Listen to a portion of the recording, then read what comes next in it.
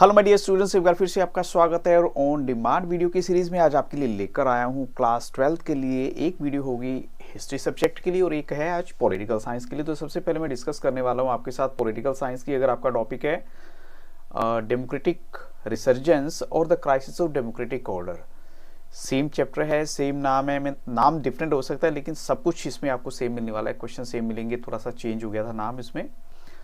First question है, who argued that the policy affirmative यानी जो policy of affirmative action should not only for the down trodden but also for the women and the non religious minorities. ये किसने कहा था कि जो policy है अफर्मेटिव एक्शन की वो सिर्फ गरीबों के लिए नहीं होनी चाहिए बट विमेन और नॉन रिलीजियस जो माइनॉरिटीज हैं उनके लिए भी होनी चाहिए। ये स्टेटमेंट किसने दी थी? तो यहाँ पर जो राइट आंसर है वो है राम मनोहर लोहिया। राम मनोहर लोहिया ने ऐसा कहा था। प्रेसिडेंट अंडर हुम 1975 इमरजेंसी वॉज इम्पोज्ड, यानी आपको उस प्रेसिडेंट का नाम बताना है जिनके रूल में 1975 की इमरजेंसी इम्पोज की गई थी। तो वो थे प्रेसिडेंट फखरुद्दीन अली अहमद। प्रेसिडेंट फखरुद्दीन अली अहमद है उनका नाम।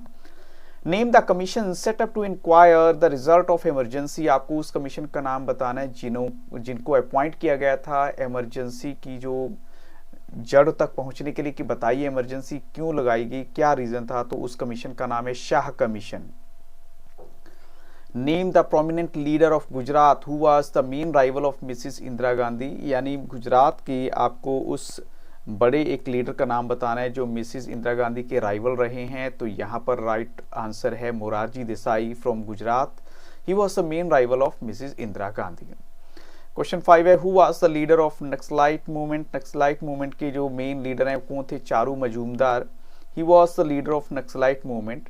और क्वेश्चन 6 है, name the 2 states most affected by the naxalite movement. जो हैं उन स्टेट्स का नाम बताइए जहां पर नक्सलाइट मूवमेंट का सबसे ज्यादा असर हुआ। West Bengal and Bihar. Who became the deputy prime minister in 1977 government. 1977 की गवर्नमेंट में डिप्टी क्या होता है? जो मेन होते हैं उनसे थोड़ा नीचे वाले, वो डिप्टी प्राइम मिनिस्टर बने थे। कौन थे वो? जगजीवन राम। यहां पर राइट आंसर है जगजीवन राम। क्वेश्चन 8 है, who became the prime minister for only more than 4 months. सिर्फ 4 महीने के आसपास का टाइम पीरियड और प्राइम मिनिस्टर बने थे, वो कौन थे? चौधरी चरण Singh, the leader of Bharatiya Lokdal and farmers leader from UP. He became the prime minister for only more than 4 months। सिर्फ 4 महीने के लिए या उससे कुछ वक्त ज्यादा के लिए बने थे वो। क्वेश्चन 9 है, name the person related to custodial death. Custodial death का यहाँ मेंशन किया गया है। जिस पर्सन की कस्टडी में, पुलिस की कस्टडी में डेथ हुई तो उसका नाम क्या था? तो यहाँ राइट आंसर है P Rajan, a final year student of the Calicut engineering college Kerala, related to custodial death in 1976। 1976 में इंसिडेंट हुआ था। क्वेश्चन 10 है, who was the unofficial person involved in the demolitions in Turkman gate and forcibly sterilization। अब ये यहाँ पर कौन है जो अनऑफिशियल पर्सन थे जो डिमोलिशन हुआ था तुर्कमेन गेट का और इन्होंने फोर्सिबली स्टेरिलाइजेशन कराया था, यानी जो जिसको हिंदी में हम बोलते हैं नसबंदी करवा दी थी सभी आदमियों की पकड़ के। ये कौन थे? Sanjay Gandhi. He was the unofficial person who ordered for the demolition of Turkman gate and forcibly sterilization जो है। क्वेश्चन 11 है, who was the leader of the railway strike of 1974। तो रेलवे स्ट्राइक के टाइम में 1974 में लीडर कौन थे? George Fernandes was the leader of railway strike of 1974। Question 12 है, name the leader who filed petition to challenge the election of Indira Gandhi. अब आपको उस लीडर का नाम बताना है जिन्होंने पेटिशन डाली थी इंदिरा गांधी के इलेक्शन को चैलेंज करने के लिए। तो वो थे राज नारायण, एक लीडर थे and contender of Indira Gandhi, filed against या उनके अगेंस्ट जो है उन्होंने इलेक्शन की इन्होंने कुछ ना कुछ गड़बड़ की है, सरकारी मशीनरी को यूज किया है कुछ ना कुछ, तो ये उन्होंने कंप्लेंट डाली थी। क्वेश्चन 13 है, name the newspapers which protested against censorship by leaving blank spaces. अब ऐसे भी न्यूज़पेपर थे जिन्होंने सेंसरशिप में यानी ब्लैंक स्पेसिस जो हैं दिए गए हैं तो उसको लेकर थोड़ा सा अपना अग्रेशन शो किया था। वो न्यूज़पेपर थे the Indian express and the statesman. The Indian express और द स्टेट्समैन, ये 2 ऐसे न्यूज़पेपर हैं जिन्होंने ब्लैंक स्पेसिस छोड़ दिए थे क्योंकि उनको कहा गया था भी आपको हर रिपोर्ट जो है हमसे पूछ के, यानी इंदिरा गांधी जी के टाइम की बात कर रहा हूँ, लेकिन इन्होंने कहा भी अगर ऐसा है तो हम तो ब्लैंक स्पेसेस ही छोड़ देंगे, हम न्यूज़ देंगे ही नहीं उसमें। क्वेश्चन 14 है, विच पार्टी लेटर थॉट, यानी which party later thought that its assessment regarding emergency was mistaken and was an error to have supported the emergency। इनको लगा भी देखो जो हमने कांग्रेस पार्टी को सपोर्ट करा है उनकी इमरजेंसी को लेकर, बाद में इनको अपनी गलती का एहसास हुआ।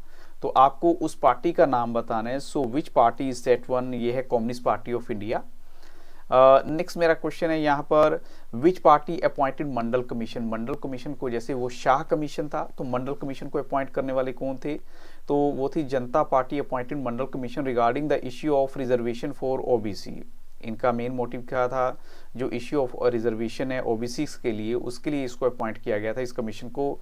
द स्टेटमेंट, क्वेश्चन 16 है, the statement government that are perceive to be anti democratic are severely punished by the voters, ये किस पार्टी को लेकर दी गई है। ये स्टेटमेंट जो है कांग्रेस पार्टी को लेकर दी गई है आफ्टर द इमरजेंसी। और उसका रिजल्ट क्या हुआ था, इन्होंने 1977 की इलेक्शन में अपनी जो मेन पारी है वो समझो लॉस कर दी थी, अपनी जो मेन सीट्स हैं वो लॉस्ट कर दी थी। क्वेश्चन 17 है, the statement government that are seen, ये एक बार फिर से हम कहेंगे, इसको थोड़ा सा चेंज करते हैं, government that are seen to be unstable and quarrelsome are severely punished by. पहले वाला क्या था, एंटी डेमोक्रेटिक है, ये है are unstable and quarrelsome are severely punished by the voters. Related to which party, तो ये एक बड़ा इंपॉर्टेंट क्वेश्चन है, ये है जनता पार्टी को लेकर विच लॉस्ट इलेक्शन ऑफ 1980। अब 1977 में उनकी सरकार बनी, लेकिन 3 साल के अंदर ही उनके जो प्राइम मिनिस्टर चेंज होते गए, कारण कि आपस में यूनिटी नहीं थी, तो इसलिए उनके लिए बोला गया कि क्वालसम और अनस्टेबल है, झगड़ालू हैं, आपस में झगड़ते रहते हैं। तो ये जनता पार्टी की सरकार थी जो कि 1977 में आई थी, जब कांग्रेस हार जाती है, लेकिन इनका भी जो है हारना तय हो जाता है 1980 में जब दोबारा इलेक्शन होते हैं। क्वेश्चन 18 है, name the first leader in post independence India who undertook a tirade against corruption. जिसने करप्शन के अगेंस्ट चार्ज उठाया वो कौन सी लीडर थे, first leader post independence India के वो थे Jayaprakash Narayan.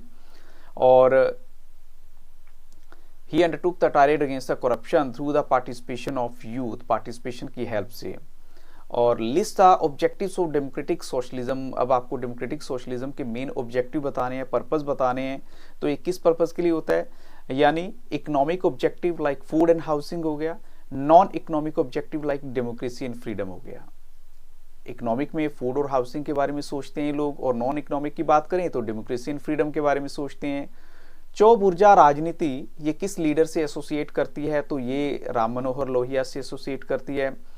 What does the word चिट्ठी, चिट्ठी किस मतलब वर्ड जो गिवन है उसका क्या मतलब है, द वर्ड चिट्ठी signifies internal conscious and pure human soul. इसका मतलब है इंटरनल कॉन्शियस यानी आपके मन की चेतना, और दूसरा प्योर ह्यूमन सोल इसका मतलब है who interpreted the political participation of the lower classes as the second democratic upsurge during 1980। जब 1980 का टाइम पीरियड था तो किसने जो है पार्टिसिपेट, यानी जो सेकंड क्लास है या सेकंड डेमोक्रेटिक हम कहेंगे अपसर्ज हुआ, और उसमें लोअर क्लासेस के पार्टिसिपेशन के ऊपर फोकस करा कि वाकई इनको होना चाहिए ये लोग जो हैं, तो वो थे Yogendra Yadav. Interpreted the political participation of the lower classes as the second democratic upsurge during 1980, और उन्होंने इनकी पार्टिसिपेशन को सेकंड डेमोक्रेटिक अपसर्ज का नाम दिया था, वो थे योगेंद्र यादव। 23 नंबर है, Why did the Janata Party government appoint a commission of inquiry headed by Justice J.C. Shah in May 1977? तो जनता पार्टी ने वो कमीशन ऑफ इंक्वायरी क्यों उठाया था, क्यों बनाया था, तो उसका रीजन क्या है, appointed a commission of inquiry headed by justice J.C. Shah in May 1977 to review the excess committed during national emergency of 1975 की। देखते हैं 1975 में जो कुछ हुआ इमरजेंसी के टाइम में उसमें क्या कुछ सही था क्या गलत था, इसलिए ये कमीशन बनाया गया था। 24 analyse the root cause of the fall of the government headed by Morarji Desai. आपको मोरारजी देसाई की द्वारा जो बनाई गई सरकार है उसकी जो रूट कोज बताने, उनके गिरने का क्या था। तो एक तो वही बात है, पहले हमने इसी के बारे में कि लड़ते झगड़ते रहते थे, means internal differences and conflict within the Janata Party, यही सबसे बड़ा रीजन था। और क्वेश्चन 25 है, which characteristics made the Congress an ideological coalition during the freedom movement of India. तो एक तो जो इसका इंक्लूसिव और एकोमोडेटिव नेचर है कांग्रेस का, उसकी वजह से एक आइडियोलॉजिकल कोलिशन था during the freedom movement of India. It brought together successfully diverse groups whose interest were often contradictory, यानी सभी को इन्होंने बोला भी ऐसे है, तुम भी आ जाओ, तुम भी आ जाओ, चलो हम बाद में देखेंगे कि क्या करना है, लेकिन सभी को अपने साथ बुला लिया इन्होंने। क्वेश्चन 26 है what was Shah commission of inquiry, how did the government react to it. अब शाह कमीशन में बार बार आपको इसलिए दे रहा हूँ, ये क्वेश्चन इंपॉर्टेंट भी है और बोर्ड के पर्सपेक्टिव से भी इंपॉर्टेंट है, और आपको जो आंसर दे रहा हूँ वो इतना तो आपको है अच्छा कि आपको मार्क्स मिल जाएंगे वहां 2 मार्क्स वाले क्वेश्चन में। Shah commission was a commission appointed by the Janata party government, जो इन्होंने देखा कि इमरजेंसी के टाइम में जो एक्सेस कमिट हुई है, माल प्रैक्टिसेस हुई हैं, उसको देखने के लिए, और तो government of India accepted the funding observations and recommendations contained in the 2 interim reports, यानी उन्होंने देखा कि हाँ वाकई कुछ ना कुछ है इसमें बात, जो है इंटरिम रिपोर्ट्स में सब कुछ उनको मिल गया जो उनको डाटा चाहिए था इनफैक्ट। क्वेश्चन 27 है describe any 2 outcome of naxalite movement, इसके क्या आउटकम हुए। एक तो यूज टू ये फोर्स करते थे स्नैच करने के लिए land from the rich landlords and give it to the poor and the landless, और इट चैलेंज गवर्नमेंट सिस्टम, इन्होंने गवर्नमेंट के सिस्टम को चैलेंज किया। Jayaprakash Narayan is known for which 3 की कॉन्ट्रीब्यूशंस, जयप्रकाश नारायण को किन 3 कॉन्ट्रीब्यूशंस के लिए जाना जाता है। एक तो फाइट अगेंस्ट करप्शन है, प्रिंसिपल्स ऑफ कम्युनिटेरियन सोशलिज्म है, और एक इसके अलावा है चैंपियनिंग ऑफ टोटल रेवोल्यूशन, जो है ये आपको इसमें मेन देने हैं, और ये तीनों के तीनों इसकी जो राइट आंसर हैं। अब चलते हैं क्वेश्चन नंबर 29 के लिए। तो क्वेश्चन 29 इस पूरे टॉपिक का last according to me. So what was the historic decision given by the court in Kesavananda Bharati case, तो केशवनंदा भारती केस में क्या डिसीजन था कोर्ट का, that the basic feature of the constitution which cannot be amended by the parliament at any cost or in any situation, and this led to the crisis between the government and the judiciary। अब देखो वहाँ पर क्या था कि कुछ ऐसे provision थे कॉन्स्टिट्यूशन के जिनको तोड़ा गया, तो अब इससे जुडिशरी का और जो गवर्नमेंट के बीच में थोड़ा सा मतलब कहेंगे गैप वाइड हो जाता है, प्रॉब्लम क्रिएट हो जाती है। तो with this questions I stop the video. ये एक ऑन डिमांड वीडियो थी, मैंने अपनी तरफ से कोशिश की आपको सबसे जो बेस्ट क्वेश्चंस है वो दूं, तो I hope so these questions are definitely going to help you lot, और आपकी अपनी नॉलेज क्या है, अंडरस्टैंडिंग क्या है, वो भी आपको समझ में आएगी। और किसी तरह का कोई कंटेंट अगर आप चाहते हैं, किसी तरह का कोई डाटा आप चाहते हैं, तो कमेंट सेक्शन में जाके जरूर बताइएगा। I wish you all the very best, thank you very much and have very nice day.